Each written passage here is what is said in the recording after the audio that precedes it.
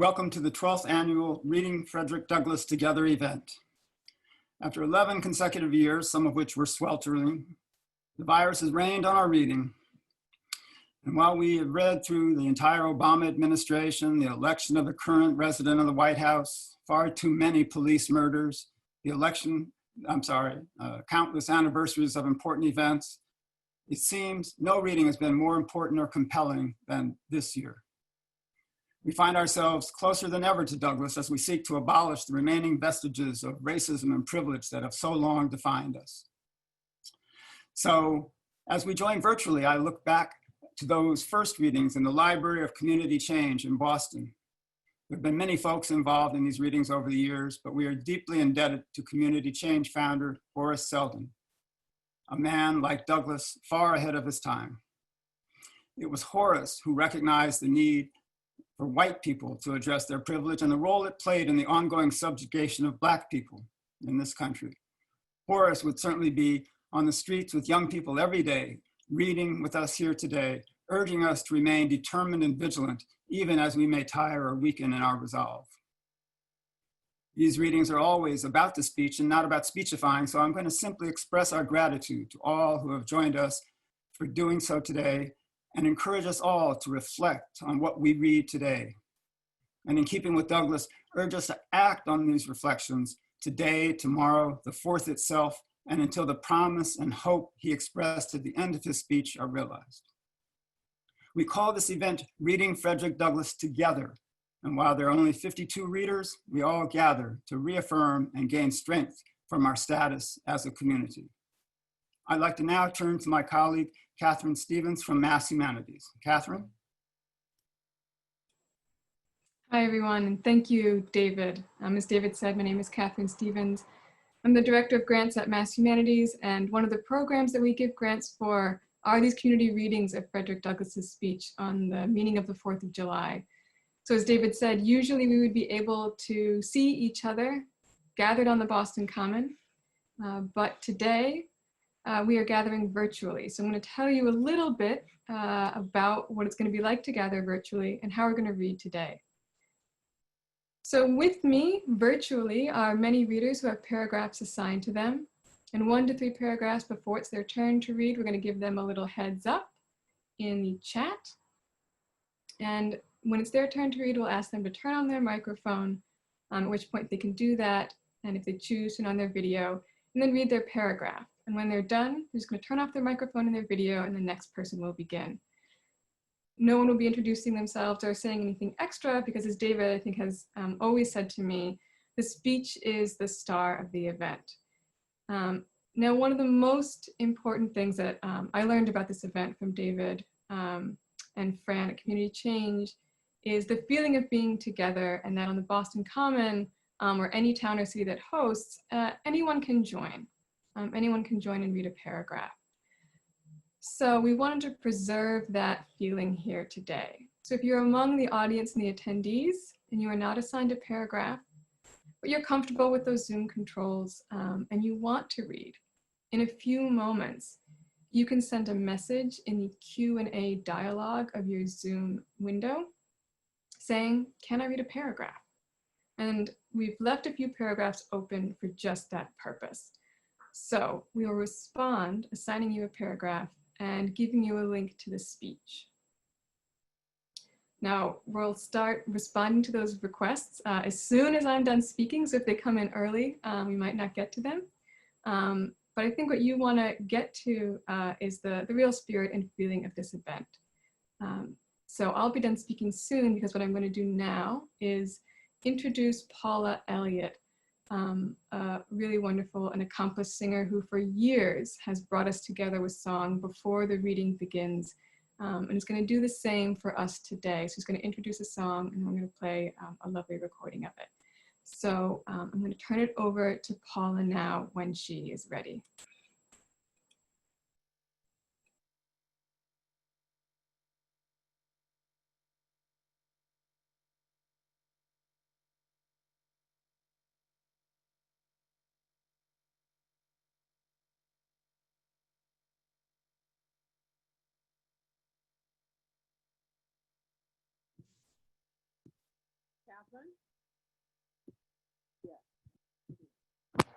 Okay.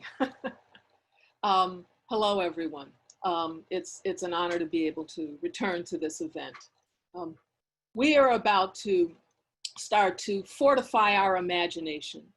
Fortifying the imagination is the mantra of recently celebrated Jason Reynolds, the author of the new book, Stamped, Anti-Racism, and You, a book for young people.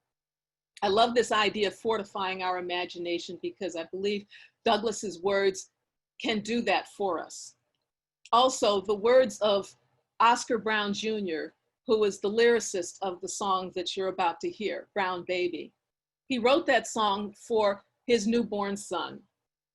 He wrote that song for his son at a time when there was much turmoil in the early 60s in the United States.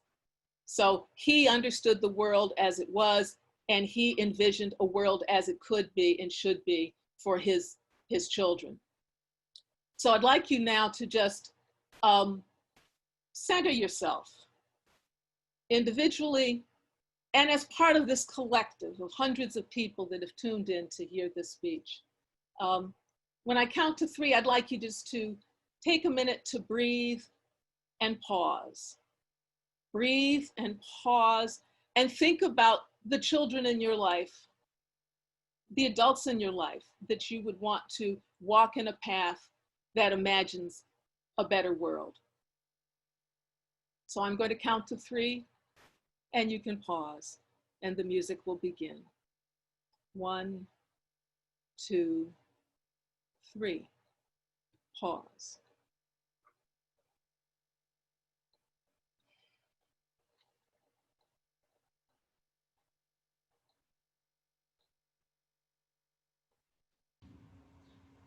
Brown baby, as you grow up, I want you to drink from the planted cup. I want you to stand up tall and proud. I want you to speak up clear and loud. Brown baby. Brown baby, as years go by, I want you to walk with your head held high. I want you to live by the justice code. I want you to walk down that freedom road. Brown baby.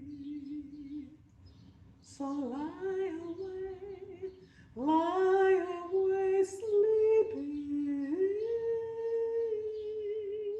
Lie away here in my arms while the people around you protect you and keep you safe from harm. Oh Lord, brown baby, it makes me glad that you will have things I have never had. When out of men's hearts all fear, all hate is hurled, you're gonna live in a better world.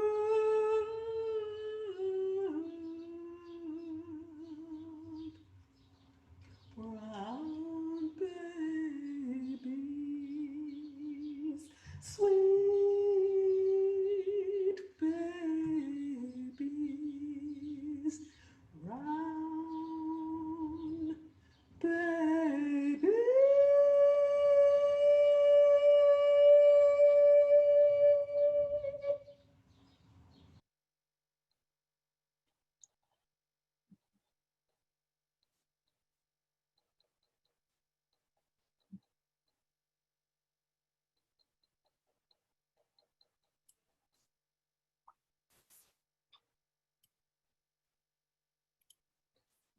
We begin. The task before me is one which requires much previous thought and study for its proper performance. I do not remember ever to have appeared as a speaker before an assembly more shrinkingly, nor with greater distrust of my ability than I do this day. The papers and placards say that I am to deliver a 4th of July oration. The fact is, ladies and gentlemen, the distance between this platform and the slave plantation from which I escaped is considerable, and the difficulties to be overcome in getting from the latter to the former are by no means slight.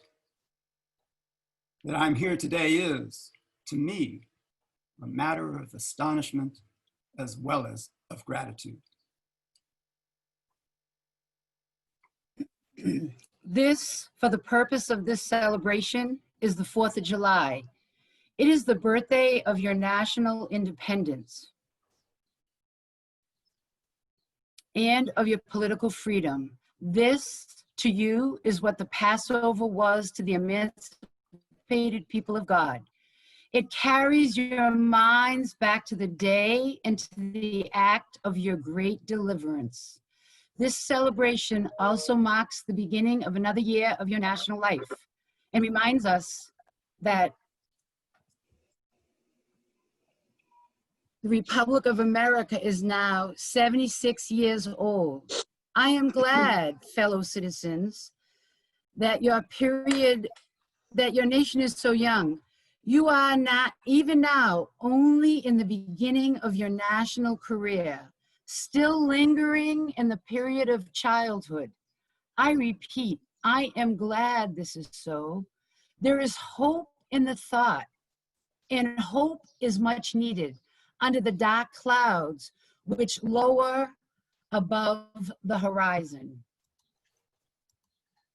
Fellow citizens, 76 years ago, the people of this country were British subjects.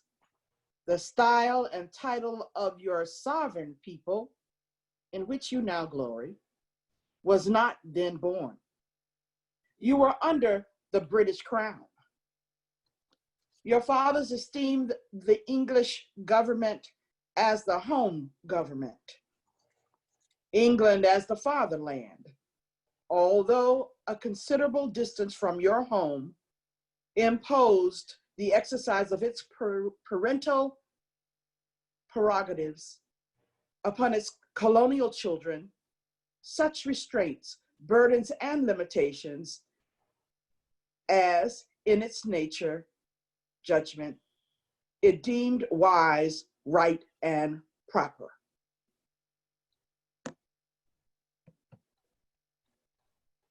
But your fathers, who had not adopted the idea of the infallibility of government and the absolute character of its acts, presumed to differ from the home government in respect to the wisdom and the justice of some of those burdens and restraints. They went so far as to pronounce the measures of government unjust, unreasonable, and oppressive, and altogether such as ought not to be quietly submitted to. I scarcely need to say, fellow citizens, that my opinion of those measures fully accords with that of your fathers, feeling themselves harshly and unjustly treated by the home government. Your fathers, like men of honesty and men of spirit, earnestly sought redress. They petitioned and remonstrated. They did so in decorous, respectful, and loyal manner. This, however, did not answer the purpose. They saw themselves treated with sovereign indifference, coldness, and scorn. Yet they persevered.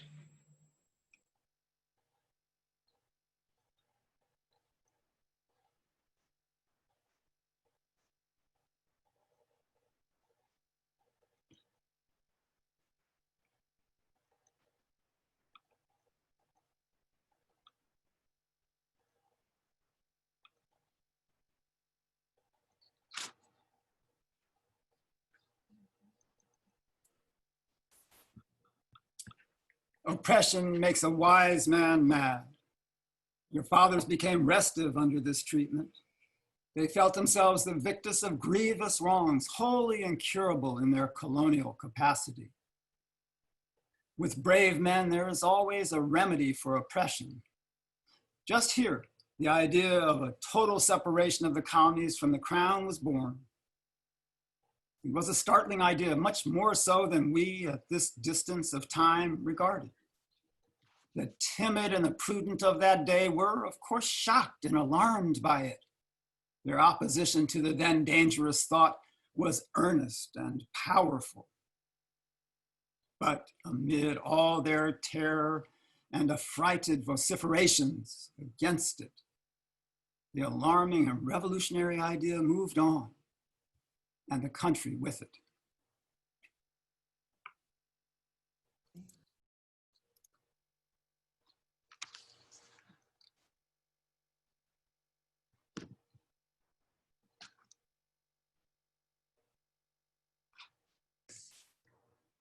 On the 2nd of July, 1776, the Old Continental Congress, to the dismay of the lovers of ease and the worshipers of property, clothed that dreadful idea with all the authority of national sanction.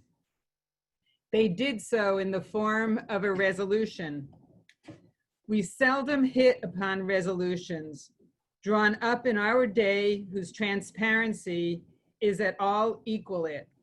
Resolved that these united colonies are, and of right, ought to be free and independent states, that they are absolved from all allegiance to the British Crown.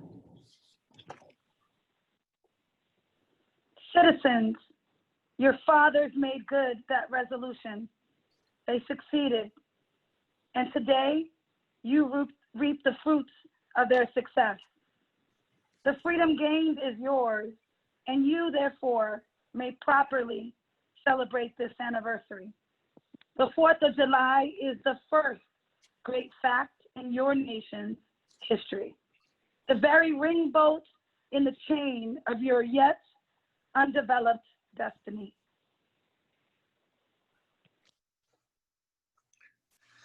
Pride and patriotism, not less than gratitude, prompt you to celebrate and to hold it in perpetual remembrance.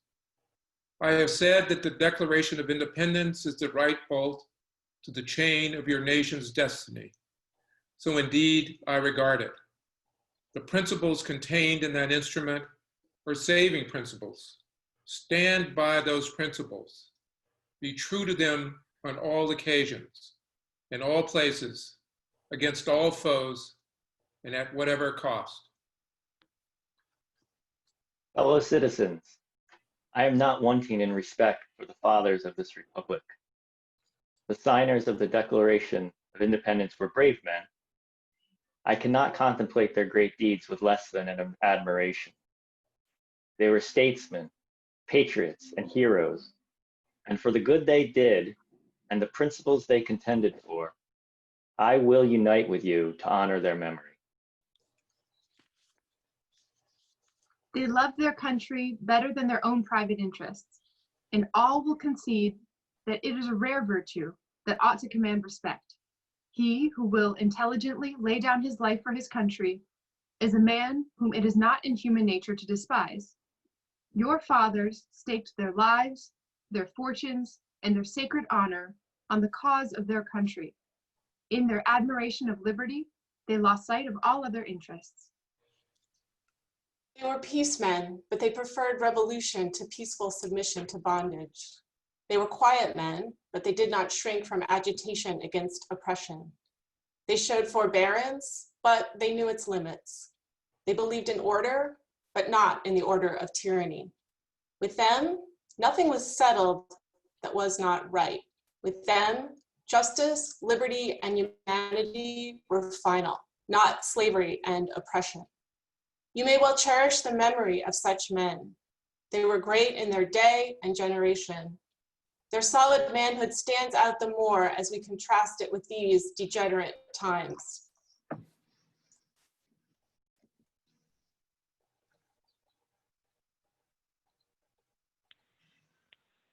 how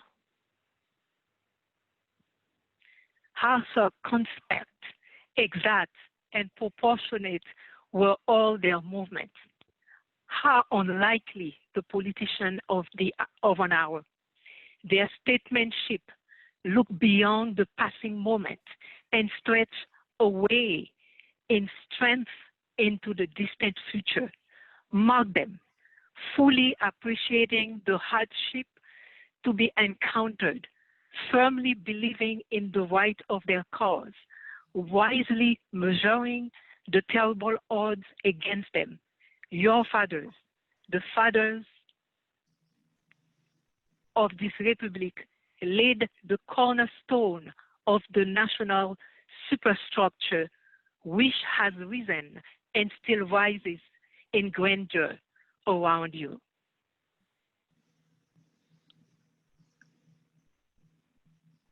Of this fundamental work, this day is the anniversary. Our eyes are met with demonstrations of joyous enthusiasm. The causes which led to the separation of the colonies from the British Crown have never lacked for a tongue. They have all been taught in your common schools, narrated at your firesides, unfolded from your pulpits and thundered from your legislative halls, and are as familiar to you as household words. They form the staple of your national poetry and eloquence. I leave, therefore, the great deeds of your fathers to others.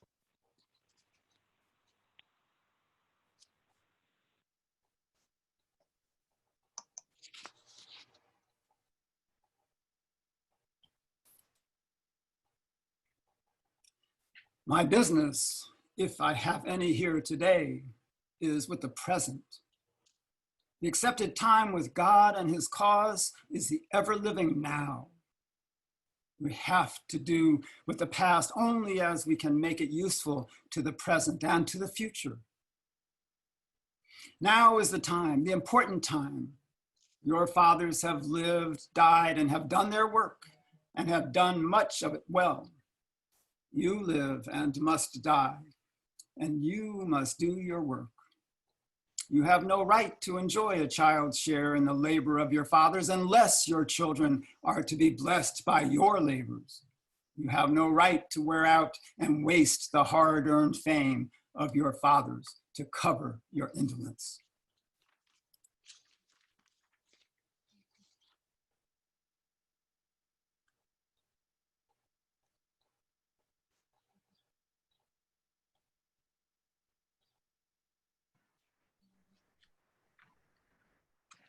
Fellow citizens, pardon me, allow me to ask, why am I called upon to speak here today?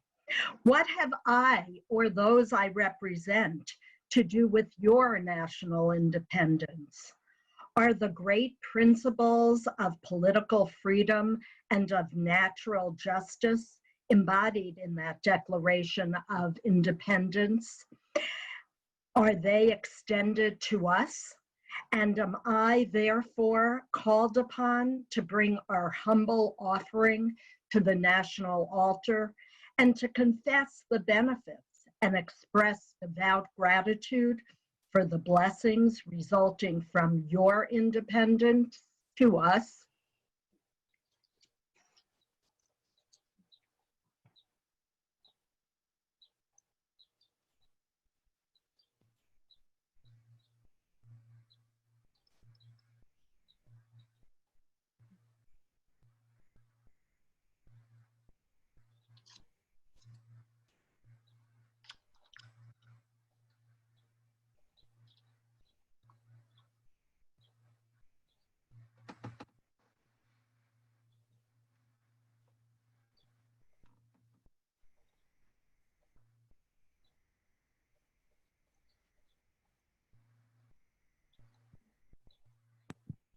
You can go ahead and speak.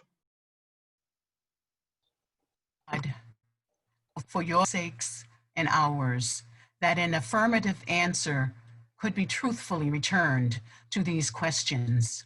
Then would my have light and my burden easy and delightful. But such is not the state of the case.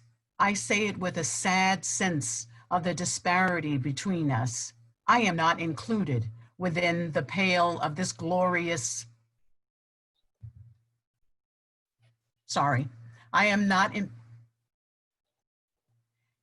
but such is not the state of the case. I say it with a sad sense of the disparity between us.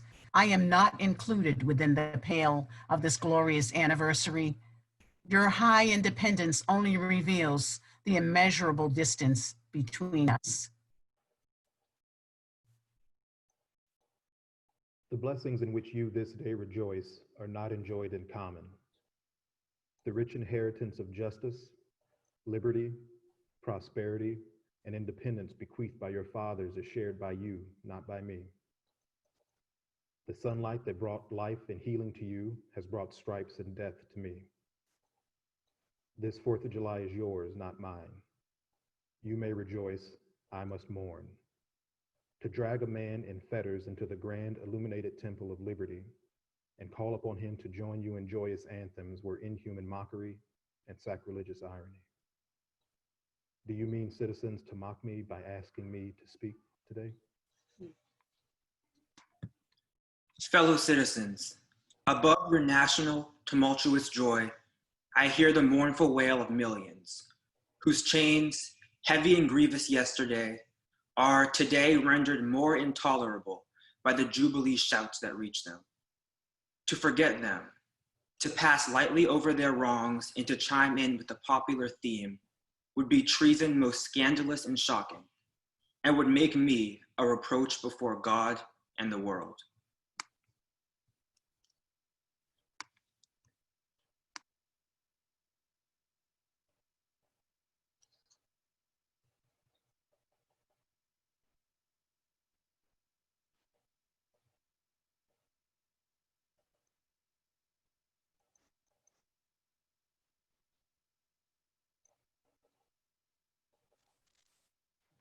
My subject, then fellow citizens, is American slavery. I shall see this day from the slave's point of view, standing here, identified with the American bondman, making his wrongs mine. I do not hesitate to declare with all my soul that the character and conduct of this nation never look blacker to me than on the 4th of July. Whether we turn to the declarations of the past or to the professions of the present, the conduct of this nation seems equally hideous and revolting. America is false to the past, false to the present, and solemnly binds herself to be false to the future.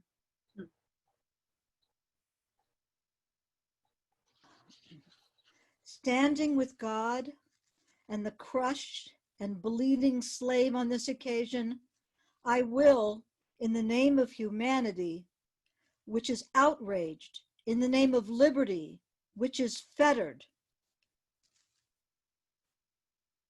in the name of the Constitution and the Bible, which are disregarded and trampled upon, dare to call in question and to denounce with all the emphasis I can command, with all the emphasis that I can command, everything that serves to perpetuate slavery, the great sin and shame of America.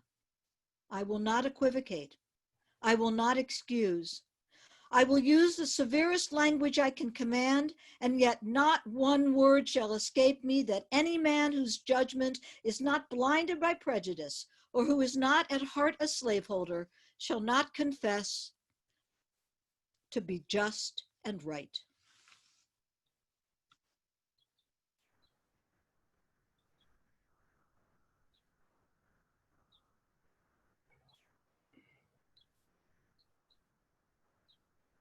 Go ahead, Michelle. I fancy I hear some of my audience. Sorry, can you hear me? Yes, we can hear you. Okay, sorry. I fancy I hear one of my audience say, it is just in this circumstance that you and your brother, abolitionists, fail to make a favorable impression on the public mind. Would you argue more and denounce less? Would you persuade more and rebuke less? Your cause would be much more likely to succeed. But I submit, where all is plain, there is nothing to be argued. What point in the anti-slavery creed would you have me argue? On what branch of the subject do people of this country need light?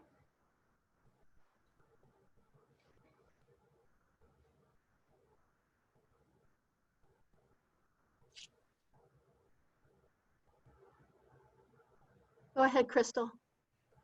Must I understand to prove that the slave is a man? The slaveholders themselves acknowledge it in the enactment of laws for their government. They acknowledge it when they punish disobedience on the part of the slave.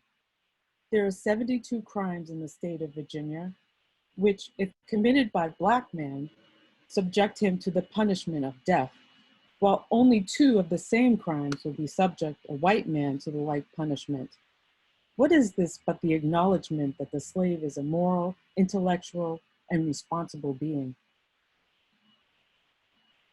Southern statute books are covered with enactments forbidding under severe fines and penalties the teaching of the slave to read or to write. When you can point to any such laws in reference to the beasts of the field, then I may consent to argue the manhood of the slave. When the dogs in your street, when the fowls of the air, when the cattle on your hills, when the fish of the sea and the reptiles that crawl shall be unable to distinguish the slave from a brute, then I will argue with you that the slave is a man.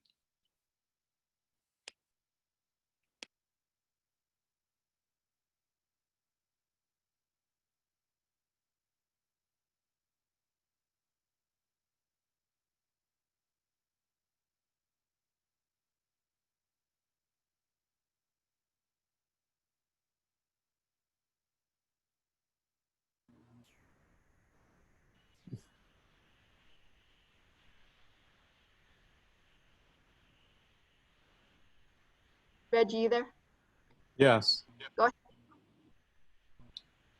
It is not astounding that while we are plowing, planting, and reaping, using all kinds of mechanical tools, erecting houses, constructing bridges, building ships, working in metal of brass, iron, copper, silver, and gold, that while we are reading, writing, and ciphering, acting as clerks, merchants and secretaries have among us lawyers, doctors, ministers, poets, authors, editors, orators, and teachers, that while we are engaged in all manner of enterprises common to our men, digging gold in California, capturing the whale in the Pacific, feeding sheep and cattle on the hillside, living, moving, acting, thinking, planting, planning, living in families as husbands, wives, and children, and above all,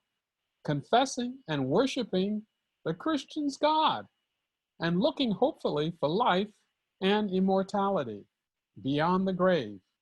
We are called upon to prove that we are men. Would you have me argue that man is entitled to liberty? That he is the rightful owner of his own body? You have already declared it. Must I argue the wrongfulness of slavery? Is it to be settled by the rules of logic and argumentation as a matter best beset with great difficulty involving a doubtful application of the principle of justice, hard to be understood? How should I look today in the presence of Americans to show that men have a natural right to freedom? To do so would be to make myself ridiculous, to offer an insult to your understanding. There is not a man beneath the canopy of heaven that does not know that slavery is wrong for him. Sure. Right. What am I to argue that it is wrong to make men brutes, to rob them of their liberty, to work them without wages, to keep them ignorant of their relations to their fellow men, to beat them with sticks, to flay their flesh with a lash, to load their limbs with irons, to hunt them with dogs, to sell them at auction, to sunder their families, to knock out their teeth, to burn their flesh, to starve them into obedience and submission to their masters, must I argue that a system thus marked with blood and stained with pollution is wrong? No, I will not. I have better employments for my time and strength than such arguments would imply.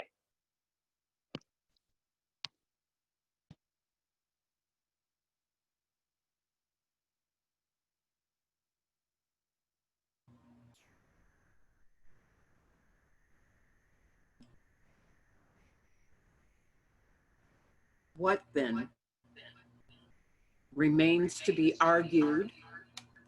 Is it that slavery is not divine, that God did not establish it, that our doctors of divinity are mistaken? There is blasphemy in the thought. That which is inhuman cannot be divine.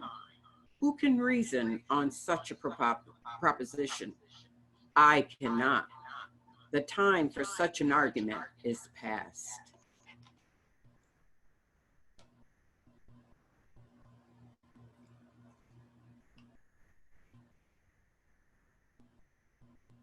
At a time like this, scorching irony, not convincing argument is needed. Oh, had I the ability and could I reach the nation's ear, I would today pour out a fiery stream of biting ridicule, blasting reproach, withering sarcasm, and stern rebuke. For it is not light that is needed, but fire. It is not the gentle shower, but thunder. We need the storm, the whirlwind, and the earthquake.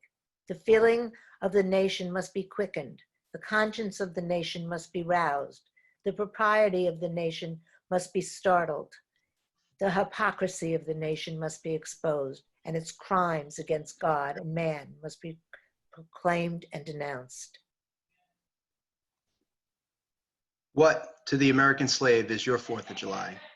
I answer, a day that reveals to him more than all other days in the year, the gross injustice and cruelty to which he is the constant victim. To him, your celebration is a sham. Your boasted liberty, your unholy license, your national greatness, swelling vanity, your sounds of rejoicing are empty and heartless. Your denunciations of tyrants, brass-fronted impudence, your shouts of liberty and equality, hollow mockery, your prayers and hymns, your sermons and thanksgivings, with all your religious parade and solemnity, are to him mere bombast, fraud, deception, impiety, and hypocrisy, a thin veil to cover up crimes which would disgrace a nation.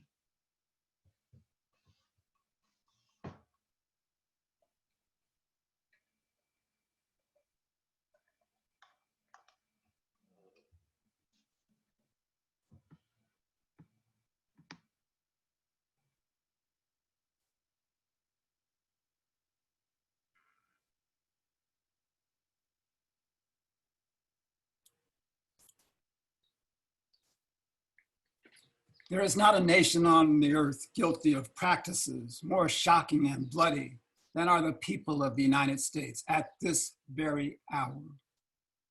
Go where you may, search where you will, roam through all the monarchies and despotisms of the old world, search out every abuse, and when you have found the last, lay your facts by the side of the everyday practices of this nation, and you will say with me that for revolting barbarity and shameless hypocrisy, it's not me.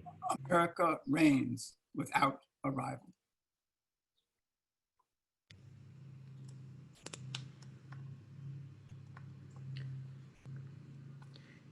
Take the American slave trade, which we are told by the papers is especially prosperous just now, as the price of men was never higher, and which is carried on in all the large towns and cities in one half of this confederacy, and the trade is one of the peculiarities of the American institutions. In several states, this trade is a chief source of wealth. It is called the internal slave trade, in order to divert from it the horror from which the foreign slave trade is contemplated. The foreign slave trade has long since been denounced by this government as piracy, as an execrable traffic. To arrest it, this nation keeps a squadron at immense cost on the coast of Africa. Everywhere in this country, it is safe to speak of this foreign slave trade as a most inhuman traffic, opposed alike to the laws of God and of man. It is, however, a notable fact that while so much execration is poured out by Americans upon those engaged in the foreign slave trade, the men engaged in the slave trade between the states pass without condemnation, and their business is deemed honorable. Behold the practical operation of this internal slave trade, the American slave trade, sustained by American politics and American religion. Here you will see men and women reared like swine for the market. You know what is a swine drover? I will show you a man drover. They inhabit all our southern states. They perambulate the country and crowd the highways of the nation with droves of human stock.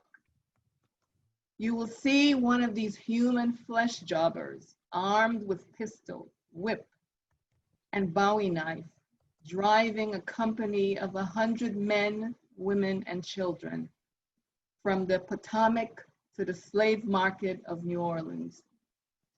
These wretched people are to be sold singly or in lots to suit purchasers. They are food for the cotton field and the deadly sugar mill. Mark the sad procession as it moves wearily along, and the inhuman wretch who drives them. Hear his savage yells and his blood-chilling oaths as he hurries on his affrighted captives. There, see the old man with locks thinned and gray. Cast one glance, if you please, upon that young mother, whose shoulders are bare with the scorching sun, her briny tears falling on the brow of the babe in her arms. See, too, that girl of 13, weeping, yes, weeping as she thinks of the mother from whom she has been torn. The drove moves tardily. Heat and sorrow have nearly consumed their strength. Suddenly, you hear a quick snap. Like the discharge of a rifle, the fetters clank and the chain rattles simultaneously. Your ears are saluted with a scream that seems to have torn its way to the center of your soul. The crack you heard was the sound of the slave whip. The scream you heard was from the woman you saw with the babe. Her speed has faltered under the weight of her child and her chains. Follow this drove to New Orleans. Attend the auction. See men examined like horses. See the forms of women rudely and brutally exposed to the shocking gaze of American slave buyers. See this drove sold and separated forever, and never forget the deep, sad sobs that arose from that scattered multitude. Tell me, citizens, where under the sun you can witness a spectacle more fiendish and shocking. Yet this is but a glance at the American slave trade as it exists at this moment in the ruling part of the United States. I was born amid such sights and scenes.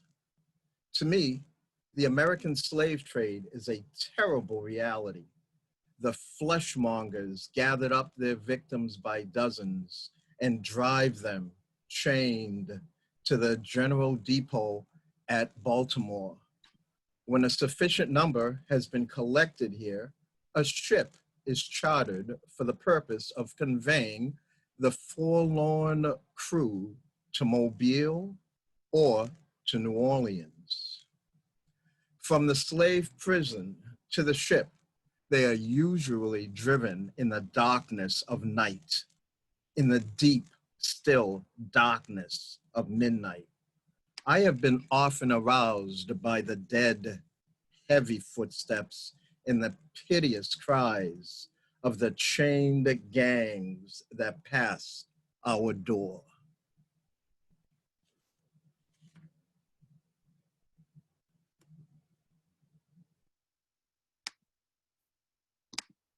Fellow citizens, this murderous traffic is today in active operation in this boasted republic. In the solitude of my spirit, I see clouds of dust raised on the highways of the South. I see the bleeding footsteps. I hear the doleful wail of fettered humanity on the way to slave markets, where the victims are to be sold like horses, sheep, and swine, knocked off to the highest bidder.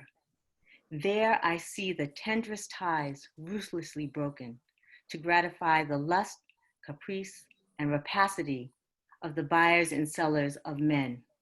My soul sickens at the sight. But a still more inhuman, disgraceful, and scandalous state of things remains to be presented.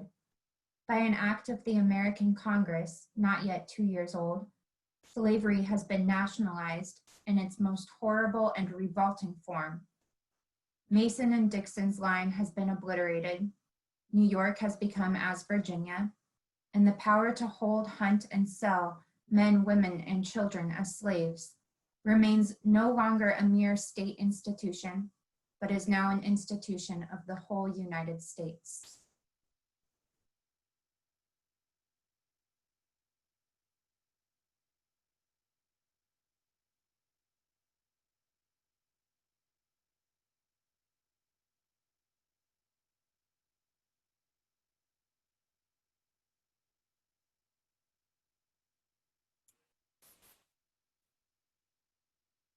The power is coextensive with the Star-Spangled Banner and American Christianity. Where these go, may also go the merciless slave hunter. Where these men are, where these are, man is not sacred. He is a bird for the sportsman's gun. By that most foul and fiendish of all human decrees, the liberty and person of every man are put in peril.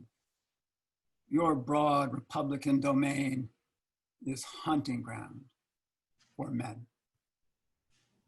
Your lawmakers have commanded all good citizens to engage in this hellish sport. Your president, your secretary of state enforce as a duty you owe to your free and glorious country and to your God that you do this accursed thing. Now, fewer than 40 Americans have, within the past 2 years, been hunted down and without a moment's warning, hurried away in chains and consigned to slavery and excruciating torture. Some of these have had wives and children dependent on them for bread, but of this no account was made. The right of the hunter to his prey stands superior to the right of marriage and to the right of, in this republic, the rights of God included. For Black men, there is neither law nor justice, humanity nor religion. The fugitive slave law makes mercy to them a crime and bribes the judge who tries them. An American judge gets $10 for every victim he consigns to slavery, and 5 when he fails to do so. The oath of any 2 villains is sufficient under this hell-black enactment to send the most pious and exemplary Black man into the remorseless jaws of slavery. His own testimony is nothing. He can bring no witness for himself. The minister of American justice is bound by law to hear but one side, and that side is the side of the oppressor. Let this damning fact be perpetually told. Let it be thundered around the world that in tyrant-killing, king-hating, people-loving, democratic Christian America, The seats of justice are filled with judges who hold their offices under an open and palpable bribe and are bound in deciding in the case of a man's liberty to hear only his accusers. In glaring violation of justice, in shameless disregard of the forms of administering law, in cunning arrangement to entrap the defenseless, and in diabolical intent, this fugitive slave law stands alone in the annals of tyrannical legislation.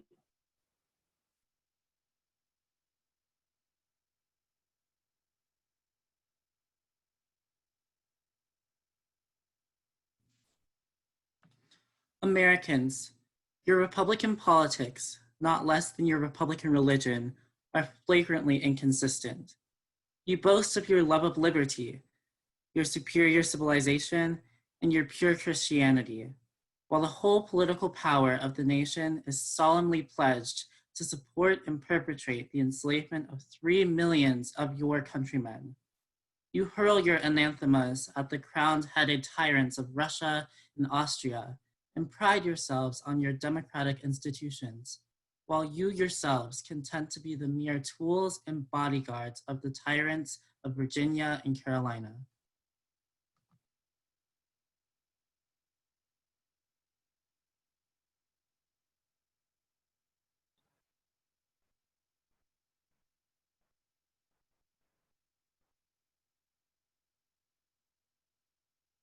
Go ahead and Invite to your shores fugitives of oppression from abroad.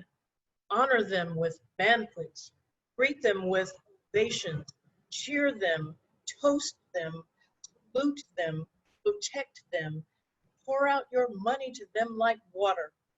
But the fugitives from your own land, you advertise, hunt, arrest, shoot, and kill. You glory in your refinement and your universal education, yet you maintain a system as barbarous and dreadful as ever stained the character of a nation, a system begun in avarice, supported in pride, and perpetuated in cruelty.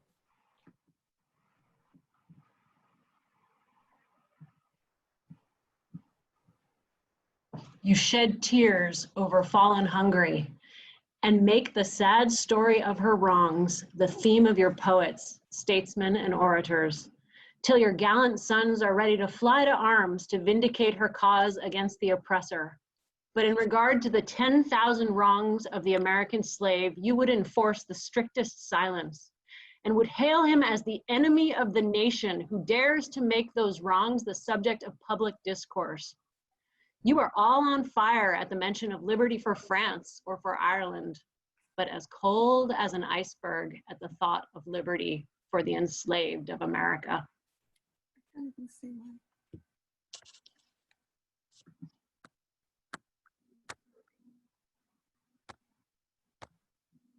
You can go ahead and speak. I can't see my screen anymore. Yes, I see. We see you. Go ahead. Can someone else speak? I can see my screen.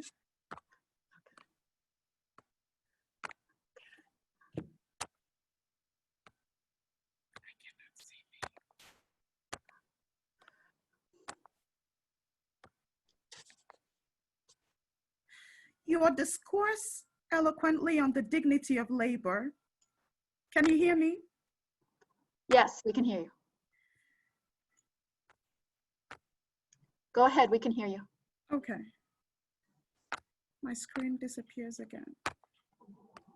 Can someone go next? I hate to hold up everyone else. Okay, I see me. You discourse eloquently on the dignity of labor, yet you sustain a system which in its very essence casts a stigma upon labor. You can bear your bosom to the storm of British artillery to throw off a 3-penny tax on tea, and yet wring the last hard-earned farthing from the grasp of the Black laborers of your country.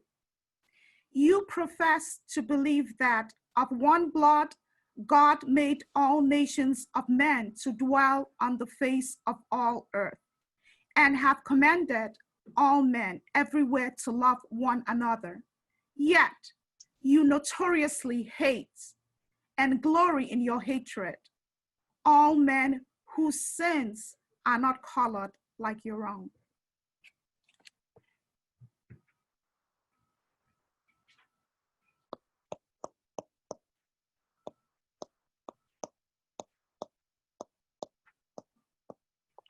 You declare before the world and are understood by the world to declare that you hold these truths to be self-evident, that all men are created equal and are endowed by their Creator with certain inalienable rights, and that among these are life, liberty, and the pursuit of happiness. And yet, you are held securely in a bondage which, according to your own Thomas Jefferson, is worse than ages of that which your fathers rose in rebellion to oppose, a seventh part of the inhabitants of your country. Fellow citizens, I will not enlarge further on your national inconsistencies. The existence of slavery in this country brands your republicanism as a sham, your humanity as a base pretense, and your Christianity as a lie. It destroys your moral power abroad. It corrupts your politicians at home. It saps the foundations of religion. It makes your name a hissing and a word to a mocking earth. It is the antagonistic force in your government, the only thing that seriously disturbs and endangers your union. It fetters your progress. It is the enemy of improvement, the deadly foe of education. It fosters pride. It breeds insolence. It promotes vices. It shelters crimes. It is a curse to the death that supports it. And yet you cling to it as if it was the sheet anchor of all your hopes. Be warned. A horrible reptile is coiled up in your nation's bosom. The venomous creature is nursing at the tender breast of your youthful republic. For the love of God, tear away and fling from the hideous monster, and let the weight of 20 millions crush and destroy it forever. But it is answered in reply to all this that precisely what I have now denounced is, in fact, guaranteed and sanctioned by the Constitution of the United States. That the right to hold and to hunt slaves is a part of that Constitution framed by the illustrious fathers of this republic. Then I dare to affirm, notwithstanding all I have said before, your fathers, instead of being the honest men I have before declared them to be, were the veriest impostors that ever practiced on mankind. This is the inevitable conclusion, and from it there is no escape. But I differ from those who charge this baseness on the framers of the Constitution of the United States. It is a slander upon their memory, at least so I believe. And others have, as I think, fully and clearly vindicated the Constitution from any design to support slavery for an hour.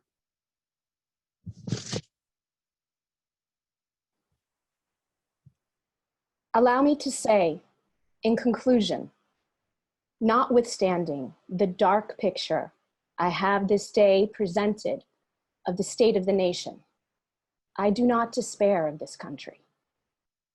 There are forces in operation which must inevitably work the downfall of slavery. I, therefore, leave off where I began, with hope. While drawing encouragement from the Declaration of Independence, the great principles it contains, and the genius of American institutions, my spirit is cheered by the obvious tendencies of the age. Nations do not now stand in the same relation to each other that they did ages ago. No nation can now shut itself up from the surrounding world and trot round in the same old path of its fathers without interference.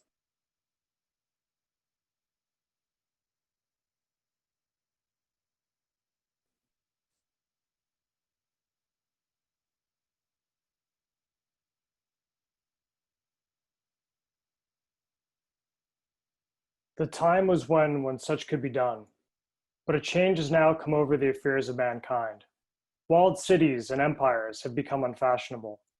The arm of commerce has burned away the gates of the strong city. Intelligence is penetrating the darkest corners of the globe. Wind, steam, and lightning are its chartered agents. Oceans no longer divide, but link nations together. From Boston to London is now a holiday excursion. Space is comparatively annihilated. Thoughts expressed on one side of the Atlantic are distinctly heard on the other. In the fervent aspirations of William Lloyd Garrison, I say, let every heart join in saying it. All Godspeed. All Godspeed the day. Human blood. When human blood shall cease to flow. In every crime be understood, the crimes of humankind, and each return for evil, good, not blow not for blow for blow. That day will come, all feuds to end and change into the faithful friend. Each foe. Each foe. Each foe.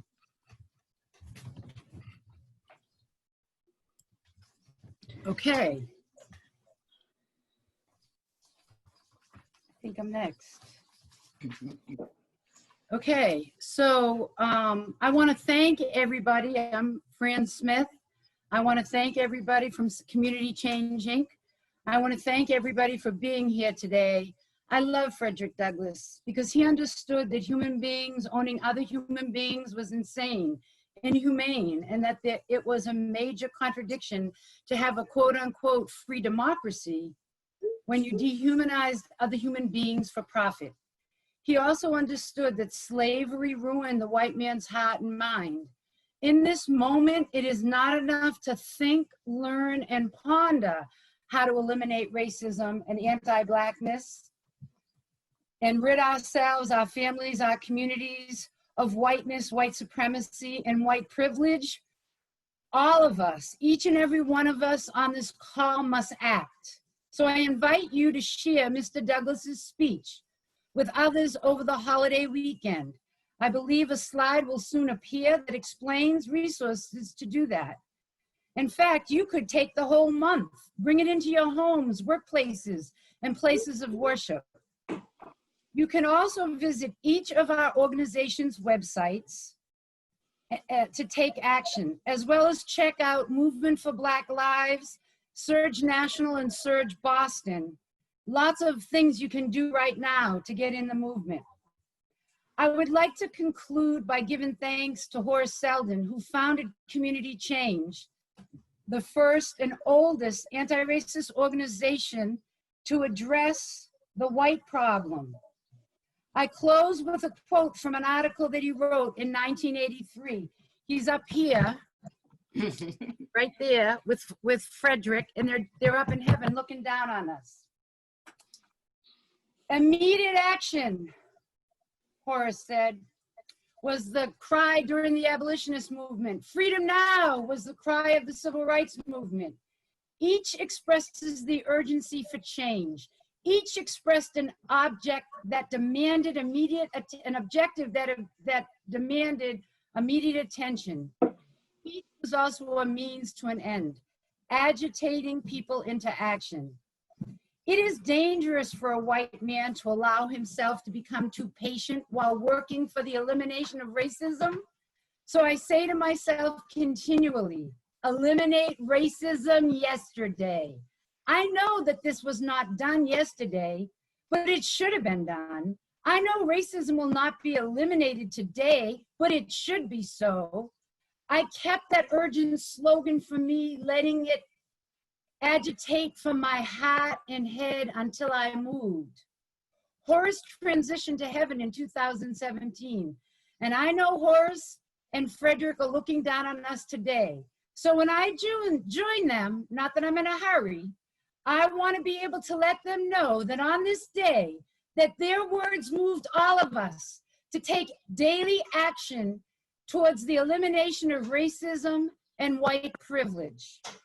As we listen to the concluding song by Sweet Honey in the Rock, I would appreciate it if you would drop your thoughts into the chat And I'd love to tell you in this time of physical distancing, let's practice social solidarity, spread love and justice, all power to the people.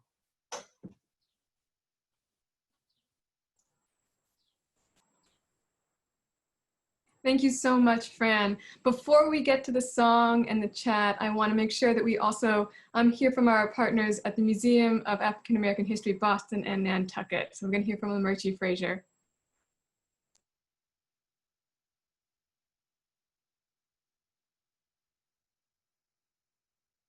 My bad, I forgot. I got nervous. Amerchi, we need you to unmute.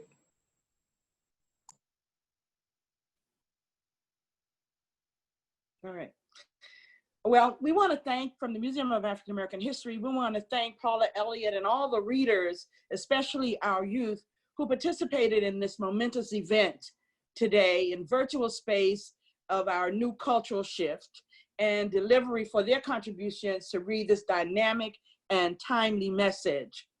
Since the 1600s and their arrival, Black people have had to choose alternative spaces to place their voices and stories in the narrative of America's conversations on democracy and the promise. In the wake of the Fugitive Slave Act of 1850, returning self-emancipated people to be re-enslaved, and before the Civil War, Frederick Douglass chose July the 5th, 1852, instead of the 4th, as an alternative space to cite America's injustices based on racism, to question whose independence. We reflect that that moment then resounds across the centuries and reverberates with this moment today as a continuous call for real spatial and social justice. It is clear that this speech matters. This is our reminder through his words for us to claim our space, our voice, our justice, and our truths. We join in thanking the Charles Hamilton Houston Institute for Race and Justice, Community Change, Mass Humanities, and the Museum of African American History for bringing this event today. Thank you for joining us.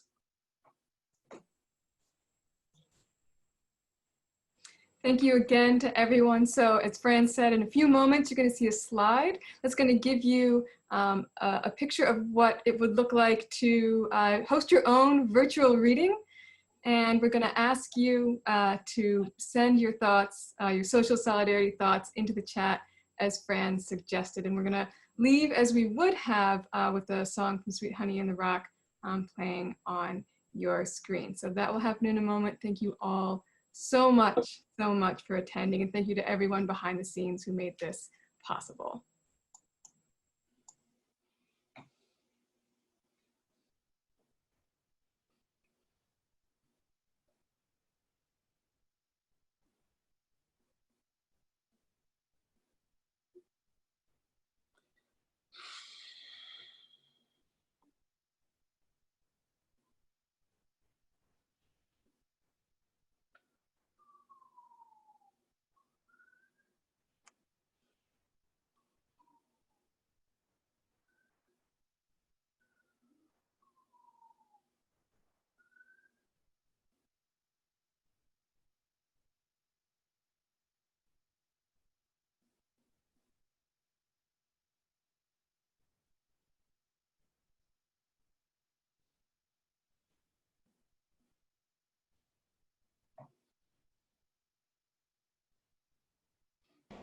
Ain't gonna